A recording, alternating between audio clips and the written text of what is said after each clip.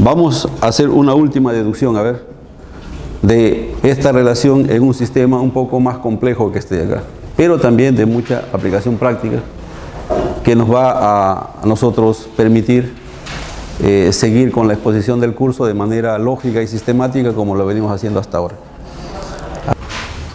¿Sí? Aislador uniforme e isotrópico en forma de cascarón esférico. Bien, vamos a tomar ahora, jóvenes, fíjense, el siguiente sistema para analizar lo que estábamos viendo. Vamos a tomar un aislador en forma de cascarón esférico.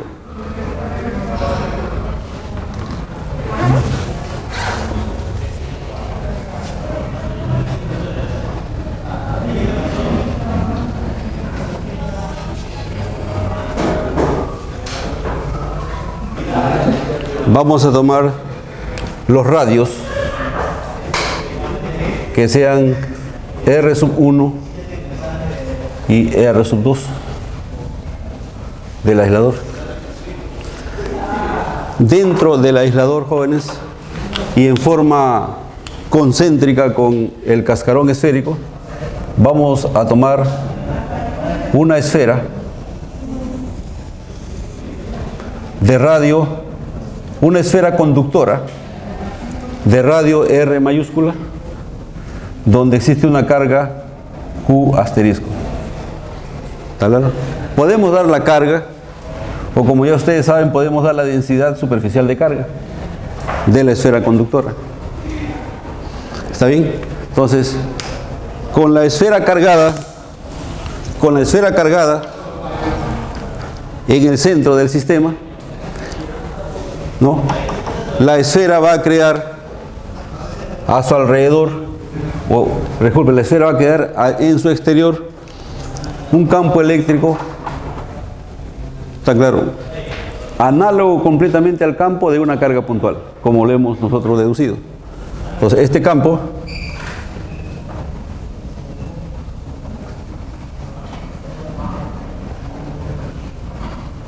va a depender del radio, ya no es constante.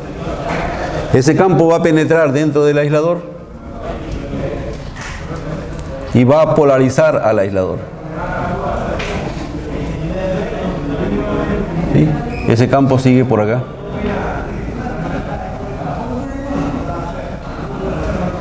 E sub 0 se convierte en el campo eléctrico externo que va a actuar sobre el aislador.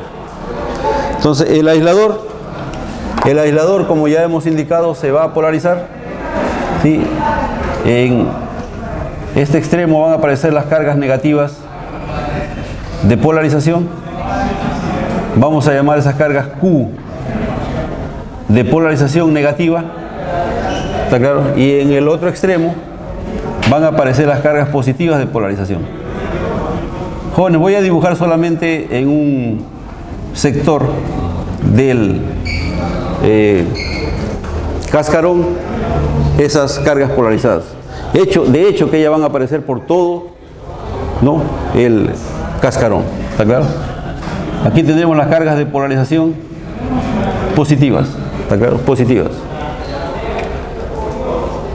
Cada una, ahora fíjense, cada una de las superficies del cascarón, tanto la superficie interna cargada negativamente como la superficie externa cargada positivamente, van a crear su campo a su alrededor. ¿Está claro? Ese campo va a ser análogo completamente al campo de una esfera conductora. En este caso, la primera de radio R1 y la segunda de radio R2. Jóvenes, con la misma magnitud de carga, pero de signo contrario. Para esos sistemas hemos visto que campo ellos no dan no dan campo en su exterior, ni en su interior tampoco. Campo hay solamente entre las esferas. ¿Está claro? Problema que hemos resuelto ya nosotros varias veces. Entonces, vamos a dibujar esos campos, a ver. De parte de la esfera interna, ¿está claro?, tendríamos el campo. Esto viene siendo el E menos. ¿Está claro? Ese campo E menos también existe en el exterior. El campo E menos como es parecido al de una carga puntual, va a depender del radio también. ¿Está bien? Y en la parte exterior tendríamos el campo de la carga positiva, o de la superficie del cascarón cargado positivamente, que va a depender del radio también. Jóvenes, como estos dos campos son creados por magnitudes de carga del mismo o de signo contrario y con una distribución uniforme esférica, ellos van a tener el mismo valor por ser análogo al campo de una carga puntual. ¿Está claro? En el exterior se eliminan mutuamente. Eso quiere decir que en el exterior solamente tenemos el campo de la esfera conductora. ¿Está claro? En el exterior del sistema. ¿Está claro? Ahora, entre las esferas, ¿está claro? Entre las esferas cargadas, fíjense, o entre las superficies del aislador, interna y externa, va a aparecer el campo de polarización. Pero en este caso el campo de polarización va a ser completamente idéntico al campo creado por la carga negativa. ¿Está bien? Y esto va a depender del radio también, para escribir su dependencia. ¿Están de acuerdo con eso? ¿Está claro? De tal manera que el campo existente dentro del aislador, en magnitud, el campo existente dentro del aislador va a ser igual al campo eléctrico externo, E sub 0, que depende de R. Bueno, esto también vamos a escribirlo su dependencia de R. E que depende de R, menos, está claro, el campo E de polarización, también que depende de R. ¿Está bien? A ver, por otro lado, fíjense, jóvenes, si también introducimos la densidad superficial de cargas polarizadas de la superficie interna del aislador y la densidad superficial de cargas polarizadas de la superficie externa del aislador, de esa forma, entonces podríamos escribir, fíjense, la carga de polarización negativa, Q-pol negativo, ¿sí? Las cargas que hay en la superficie interna del aislador. Esa carga va a tener que ser igual a la superficie, ¿está claro? Sería 4pi por R1 al cuadrado, y todo eso por sigma de polarización positivo. ¿Estamos de acuerdo o no? Negativo. Y Q de polarización positivo va a ser igual a 4pi R sub 2 al cuadrado por sigma de polarización positivo. De esa forma. ¿Está claro? De esa forma.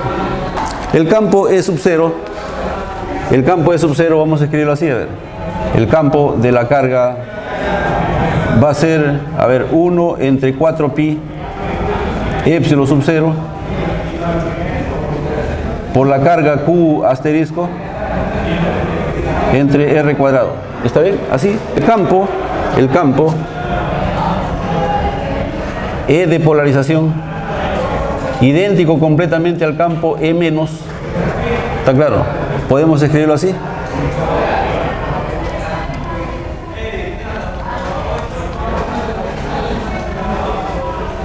A ver, ¿cómo le escribiríamos esto? El campo E menos, el E de polarización sería, a ver, 4pi por R1 al cuadrado por sigma menos de polarización, ¿está claro? Entre 4pi epsilon sub 0 por R cuadrado, ¿así? Entonces, el campo de polarización lo podríamos escribir así, a ver, sigma de polarización negativo por R1 al cuadrado entre epsilon sub 0 por R cuadrado. ¿Sí? En función de sigma, a ver. Entonces, el campo existente dentro del aislador E en R va a ser igual, ¿sí? Aquí también nos falta el vector. E en R va a ser igual. E sub 0, que es Q asterisco, entre 4pi epsilon sub 0 por R cuadrado, menos el E de polarización, que en este caso es sigma pol negativo por R1 al cuadrado entre epsilon sub 0 por R cuadrado, ¿sí? De esa forma. Ese es el campo existente dentro del aislador.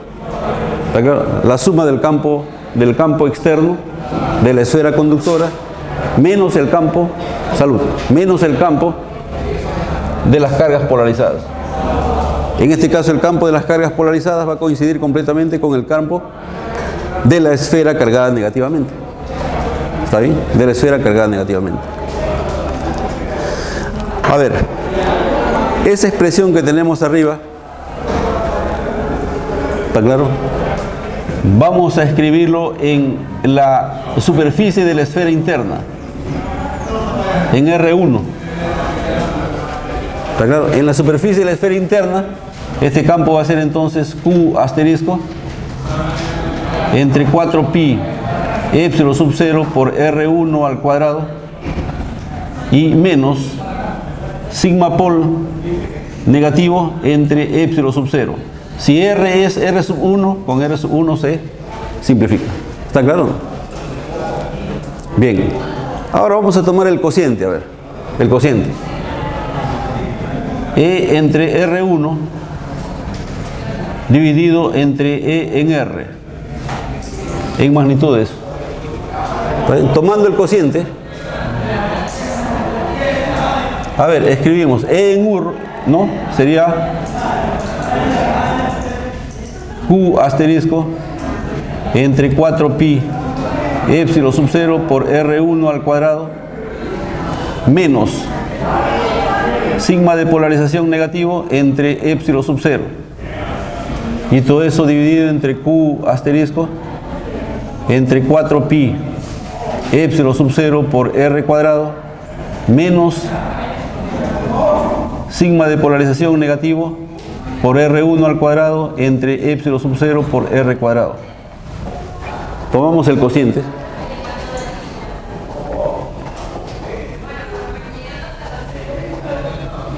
A ver, vamos a sacar de factor común. En el numerador sacamos de factor común 1 entre 4pi epsilon sub 0 por R1 al cuadrado. Y todo eso que multiplica a Q asterisco menos, tendríamos, a ver, para que esto no se altere, tendríamos 4pi R1 al cuadrado por sigma pol negativo.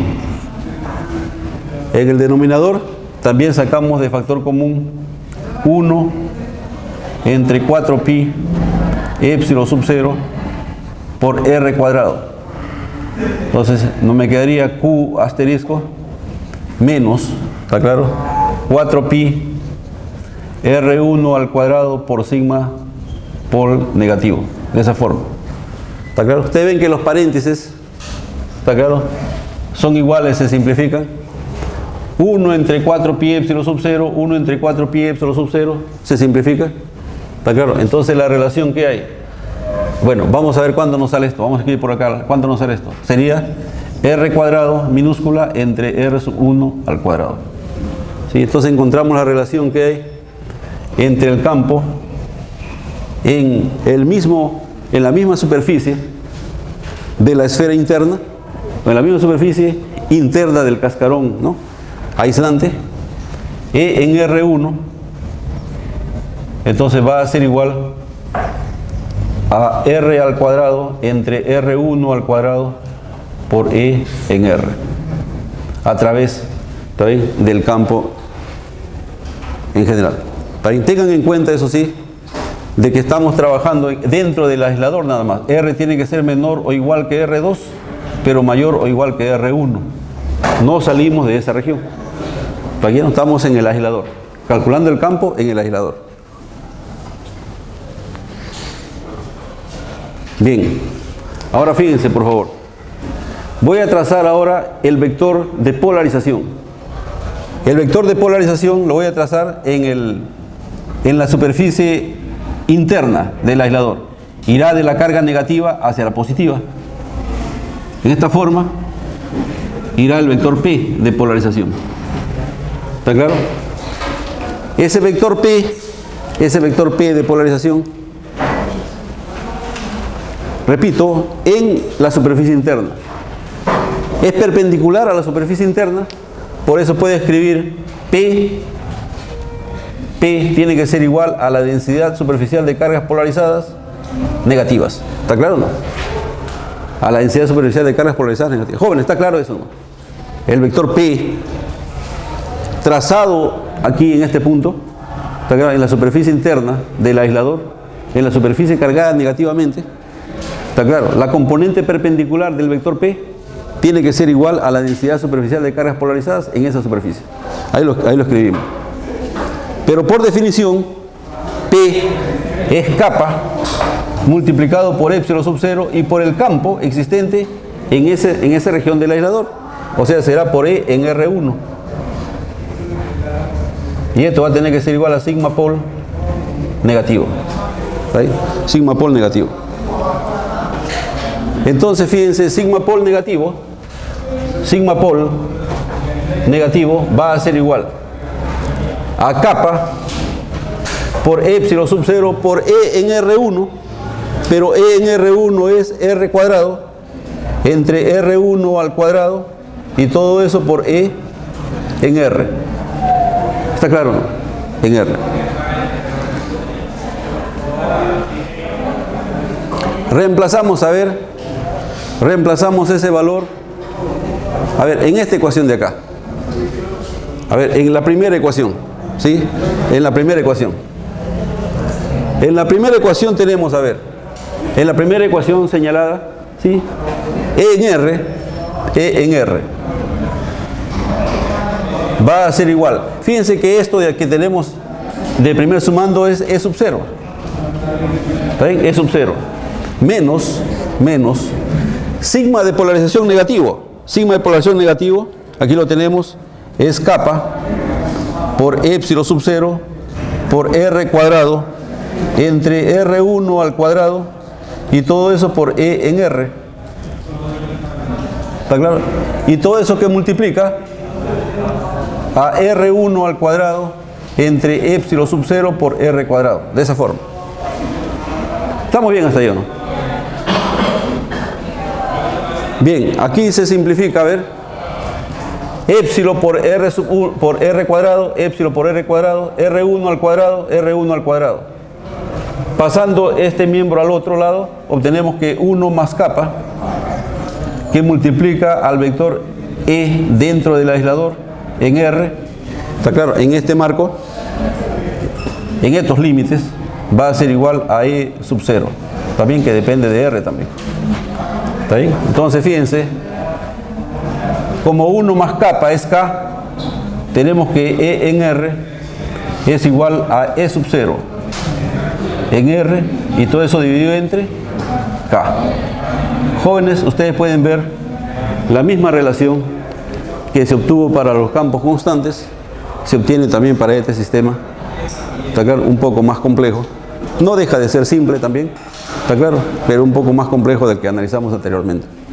Quiere decir que esta relación no es general y la constante dieléctrica nos indica, está claro, la constante dieléctrica nos indica en cuánto se disminuye el campo eléctrico externo dentro del aislador.